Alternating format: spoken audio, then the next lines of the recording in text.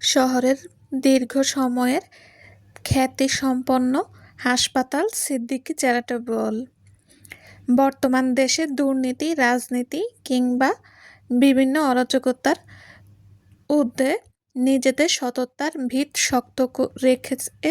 দীর্ঘ সময় ধরেই খুলনা শহরের বুকে শান্তির প্রতীক হয়ে মাথা উঁচু করে দাঁড়িয়ে আছে এই সিদ্দিকী চ্যারিটেবল। এই হাসপাতাল প্রতিষ্ঠা করেন মোহাম্মদ মোতালেব সিদ্দিকী। এরপর থেকেই বংশানুক্রমে তার বড় ছেলে মেজবাউল সিদ্দিকী হাসপাতালের সকল দায়িত্বভার পালন করে আসছে। সুচিকিৎসা সেবা, পরিচ্ছন্ন পরিবেশ, দক্ষতা সম্পন্ন ডাক্তার ছাড়াও বিনামূল্য কিংবা কম মূল্যতে গরিব মধ্যবিত্ত মানুষদের মাঝে ওষুধ চিকিৎসা দেওয়ার এই হাসপাতালের জনপ্রিয়তা আকাশছোঁয়া। একটি বেসরকারি প্রতিষ্ঠান হয়েও এত পরিমাণ সাফল্যের জন্য অনেক দুর্জনের চোখে বালি এই হাসপাতাল। সিদ্দিকী চ্যারিটেবল এর বর্তমান কর্ণধারের মধ্যে বিশেষ একটি নাম রায়ান সিদ্দিকী। এটি শুধুই নাম নয়, এই নামটি বর্তমান হাসপাতালের বিরাট সাফল্য এবং কার্যক্রমের প্রধান অংশ। সিদ্দিকী পরিবারের বড় ছেলে মেজবাউল সিদ্দিকীর একমাত্র পুত্র রায়ান সিদ্দিকী মাত্র 28 বছর বয়সে দক্ষ ব্রেন সার্জন হিসেবে পেয়েছে অনেক সাফল্য। শুধু ডাক্তার হিসেবেই নয়, বরং গোটা একটি হাসপাতাল চলছে তার সিদ্ধান্তে। দাদা বাবার পরে এখন এই হাসপাতালের ভবিষ্যৎ উন্নতির প্রতীকী হয়ে উঠেছে সে। অত্যাধিক সৌন্দর্য গুণের পাশাপাশি কঠোর এবং গাম্ভীর্যপূর্ণ চারিত্রিক বৈশিষ্ট্যটাই যেন তার পরিচিতিকে আরও দৃঢ় করেছে। রায়ান সিদ্দিকী নামের সাথে জড়িয়ে আছে সততা, নিষ্ঠা এবং বিচার বিবেচনার মিশ্র প্রতিক্রিয়া, যা তাকে আরও 5টা মানুষের থেকে আলাদা করতে সক্ষম। এতক্ষণ আমরা যে রায়ান সিদ্দিকী ব্যক্তির সাথে পরিচিত হলাম, মূলত সেই রায়ান সিদ্দিকী হলো আমাদের গল্পের নায়ক এবং প্রধান চরিত্র। অপরপক্ষে আমাদের নায়িকা মেরিন রোজ সিদ্দিকী। আমাদের নায়ক রায়ান সিদ্দিকী যতটা কঠোর, ঠিক তার উল্টো আমাদের নায়িকা মেরিন মিষ্টিভাষী, নরম মনের এক সুন্দরী যুবতী নারী। সে বাহ্যিক পরিচয়ে সে একজন দক্ষতা সম্পন্ন স্ক্রাব নার্স, অর্থাৎ অপারেশন থিয়েটারে ডাক্তার সার্জনের সহকর্মী হিসেবে তার কাজ। তবে এই বাহ্যিক পরিচয়ের বাইরে ব্যক্তিগত জীবনে আরও একটি পরিচয় আছে তার, যা নিতান্তই গোপনীয়। সিদ্দিকী পরিবারের বড় ছেলে রায়ান সিদ্দিকীর স্ত্রী সে। যে পরিচয় গুটি কয়েক শুভাকাঙ্ক্ষী ছাড়া বাহ্যিক দুনিয়ায় এখনও গোপনীয়তা বহন করছে। তবে কেন এই গোপনীয়তা এবং তাদের জীবনের নানা আত্মকাহিনী সম্পর্কে ধীরে ধীরে আমরা সবই জানতে পারব। একটি বিশাল বড় চত্বর এবং আধুনিক সরঞ্জাম ও ডেকোরেশনে সজ্জিত মিটিং রুম। রুমের মধ্যে থাকা লম্বা দৈর্ঘ্যের টেবিলের 2 সারিতে নির্দিষ্ট চেয়ারে বসে আছে 15-20 জন ডাক্তার এবং নার্স। সকলের সামনের একটি করে ল্যাপটপ, সাথে স্পিকার। সকলের পাশে রাখা মিনারেল পানির বোতল সহ কিছু শুকনো খাবার। বর্তমান সময় সন্ধ্যা 6:25। মিটিং রুমের পরিবেশ অনেকটা কৌতূহলে পরিপূর্ণ, কারণ আজ বিকেল 4টায় নতুন এক রোগীর ব্রেন সার্জারি নিয়ে মিটিং করার কথা ডাক্তার রায়ানের। কিন্তু হঠাৎ সেই মিটিং সময় চেঞ্জ করায় সকলেই একটু অবাক হয়, কারণ ডাক্তার রায়ান তো সময়সূচি নিয়ে বড্ড কঠোর। বিকেলে দেখলাম মেরিনকে স্যার কেবিনে ডেকেছিল। আর আমি যতদূর জানি মেরিন এখনো সেই বিকেল থেকে স্যারের কেবিন থেকে বের হয়নি। কি হলো বলো তো ব্যাপারটা? মিটিং রুমে থাকা জুনিয়র ডাক্তার জুলি কথাটা বললে সকলে নিজেদের দিকে চাওয়াচাই করছে। তখনই তাদের মধ্যে থাকা আরেক অ্যাসিস্ট্যান্ট ডাক্তার আকাশ বলে ওঠে, হ্যাঁ তো আমিও দেখেছি। স্যার কেমন গোমরা মুখ করে রাগীভাবে ডাকলো মেরুকে। আমার তো ভয় হচ্ছে মেরু আবার কোনো গন্ডগোল করেছে নাকি। আকাশের কথা শেষ হতেই আরেকজন সহকারী সার্জন নাতাশা একটু ব্যঙ্গস্বরেই বলে, দেখো আবার কোনো অকাজ করেছে ওই মেয়েটা। সব সময় পণ্ডিতি করে যে কোনো বিষয়ে। এমন ভাব দেখায় যেন ওই সব জানে। নিশ্চয়ই ওই রকম কিছু করেছে, তাই স্যার ওকে পানিশমেন্ট করেছে। নাতাশার কথা শুনে অনেকেই নাক সিটকায়, গুরুত্ব দেয় না। কারণ সে যে মেরিনকে হিংসা করে সেটা সবাই খুব ভালো করে জানে। তাই সবাই আবারও নিজেদের ফাইল ঘাটাঘাটি এবং কথাবার্তায় ব্যস্ত হয়ে যায়। সময় সন্ধ্যা 6:30। ঘড়ির কাঁটা মেপেই যেন গুরু গম্ভীর স্বভাবে মিটিং কক্ষে প্রবেশ করে রায়হান। সে আসতেই সকলে দাঁড়িয়ে সালাম দেয়। সেও নীরবে উত্তর দিয়ে টেবিলের মাথায় নিজের চেয়ার টেনে বসে পড়ে। মিটিং রুমের পরিবেশ একদম থমথমে। কারো মুখ থেকেই বাড়তি কোনো আওয়াজ বের হচ্ছে না। মিটিংয়ে একজন ছাড়া সকলে উপস্থিত। রায়হানের বাম পাশের সারির প্রথম চেয়ারটা খালি, যেটা মেরিনের। রায়হান 5 মিনিটের জন্য মিটিং পজ করেছে। কারণটাও মেরিন।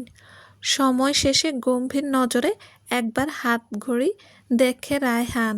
সময় আর 8 মিনিট। কিন্তু মেরিনের খবর নেই, যা দেখে নিঃশব্দে দীর্ঘশ্বাস ফেলে সে। এতক্ষণ চুপচাপ বসে থাকলেও সমানে মুখটা নিষ্পিস করছে নাতাশার। এই সুযোগে রায়হানের কাছে মেরিনের নামে কিছু বলতে খুব ইচ্ছে করছে তার, কিন্তু ভয়ে মুখ ফুটে বলার সাহস পাচ্ছে না। All right everyone, we are starting the meeting now. গমগমে ভারী তীক্ষ্ণ কণ্ঠস্বরে আহ্বানে সকলে নড়েচড়ে বসে। ডাক্তার মির্জা, পেশেন্টের সমস্ত ডিটেলস প্রেজেন্টেশন শুরু করুন। Okay sir. Senior doctor Mirza আকাশকে ইশারা দিয়ে প্রেজেন্টেশন শুরু করে। সকলেও সেই অনুযায়ী নিজেদের ল্যাপটপ মনিটরে মনোযোগ দেয়।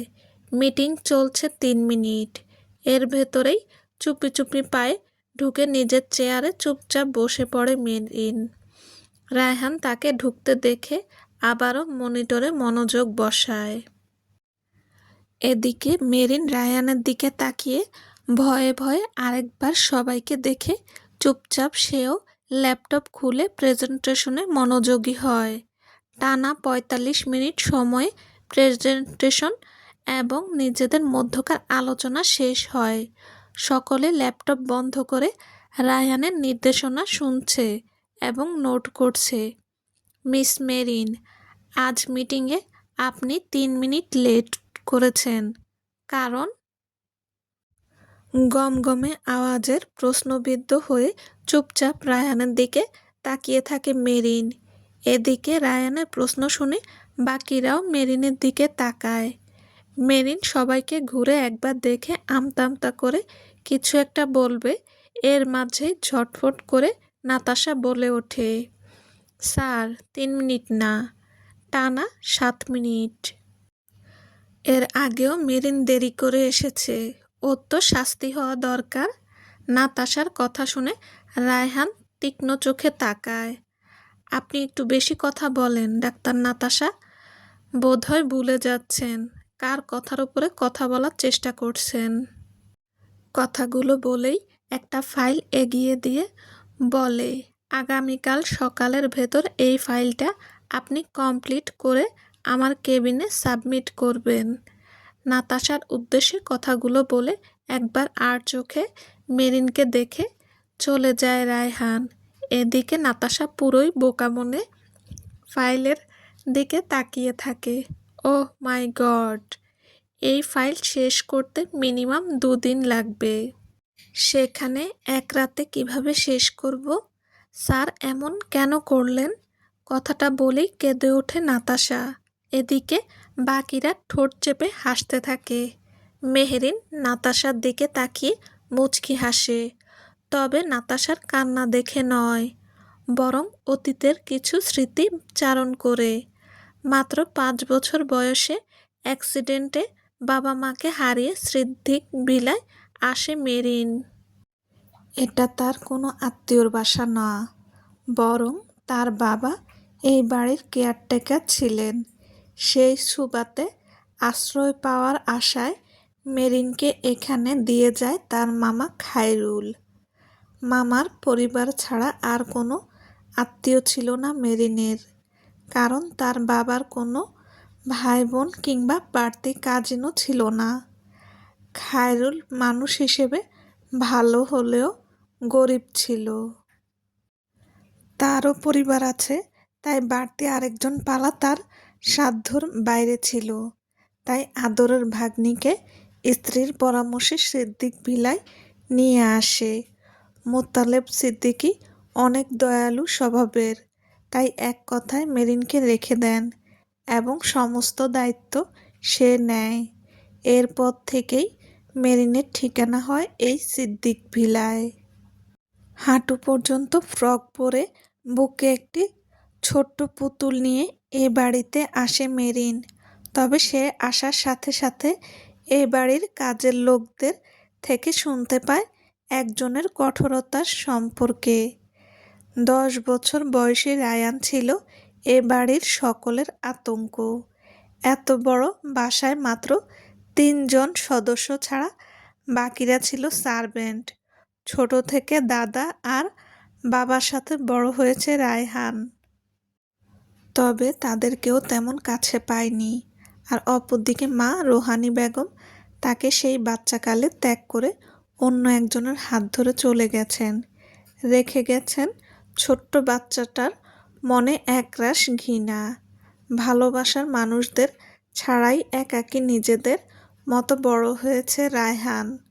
এই 10 বছরের বাচ্চাটাকেও সবাই ভয় পেত, কারণ যে কোনো বিষয়ে অত্যাধিক সেন্সিটিভ মনোভাব ছিল তার। এমনকি আচরণও করত একজন পূর্ণবয়সী মানুষের মতো। ছোট মেরিন এ বাড়িতে আসে সন্ধ্যায়। সেদিন রায়ান বাড়ি ছিল না, স্টাডি ট্যুরে যায়। বড় সাহেব এটা পছন্দ করেন না, ওটা পছন্দ করেন না, এটা করবে না, ওটা করবে না ইত্যাদি বিষয়ে সকলে সতর্ক করা শুরু করে মেরিনকে। ক্রমে ক্রমে রায়ানকে নিয়ে ভয়ের বাসা বাড়তে থাকে ছোট্ট মেরিনের মনে। পরদিন সকালবেলা ছোট্ট মেরিন ঘুম থেকে উঠে একা একাই দাঁত ব্রাশ করে ফ্রেশ হয়ে নেয়।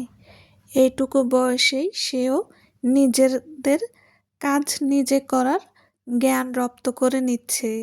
পরিস্থিতি তাকে শেখাচ্ছে সব। ফ্রেশ হয়ে নিজেকে পরিপাটি করে গুছিয়ে নিয়ে ধীর পায়ে নিজের ঘর থেকে বেরিয়ে আসে। চলছে গোছগাছ, রান্নাবান্নার দারুণ আয়োজন। এতটুকু বয়সে এই প্রথম এত রং বেরঙের সকালের নাস্তা দেখছেন মেরিন। ছোট ছোট চোখে বিস্ময় নিয়ে এলাহি কাণ্ড দেখছে। সে তো এগুলো আগে টিভিতে কার্টুনে দেখছে, কিন্তু আজ বাস্তবে দেখে কেমন অন্যরকম লাগছে তার। এই মেয়ে, তুমি উঠে পড়েছ? বাহ, তৈরি হয়ে এসেছো দেখছি, ভালোই করেছ। এই বাড়ি সকলে সকাল সকাল ঘুম থেকে ওঠে, বড় সাহেবের হুকুম। তাছাড়া ভোরবেলায় বড় সাহেব এসেছেন, 8টায় নাস্তা করতে ডাইনিংয়ে আসবেন। বড় সাহেব খেয়ে চলে গেলে তারপর তুমিও খেয়ে নিও। বাসার প্রধান কেয়ারটেকার এর কথা শুনে ভদ্রতার সহিত মাথা নাড়ে মেরিন। খিদে পেলেও আবদার না করে চুপচাপ নিজের রুমে চলে যায়। চলবে। আসসালামু আলাইকুম। গল্পটা যদি ভালো লেগে থাকে প্লিজ লাইক কমেন্ট করে জানাবেন কেমন হয়েছে। আল্লাহ হাফেজ।